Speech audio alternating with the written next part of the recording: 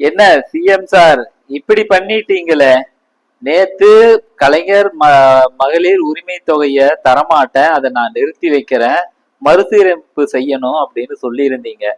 சரி, ஓகே, நம்ம CM sir சொல்லிட்டாரு, சொன்னதை சொன்ன மாதிரி செஞ்சிருவாரு அப்படின்னு நானும் ஒரு வீடியோ எடிட் பண்ணி ஒரு வீடியோ எடுத்து அதை போடலான்னு எடிட் பண்ணிக்கிட்டு இருந்தேன்.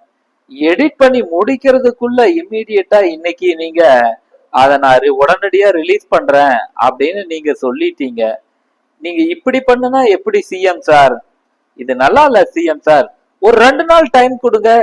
நீங்க ஒன்னு சொன்னா அதுக்கு 2 நாள் டைம் கொடுங்க. கொடுத்தீங்கன்னா நான் எடுக்கிற வீடியோவை எடிட் பண்ணி நான் அப்லோட் பண்ணிடுவேன். உங்க வேகத்துக்கு என்னால எடிட் பண்ண முடியல சிஎம் சார். துப்பாக்கியில வர்ற தளபதி மாதிரி அப்படியே அவ்வளவு வேகமா நீங்க இருக்கிறீங்க. உங்க வேகத்துக்கு என்னால வர முடியல.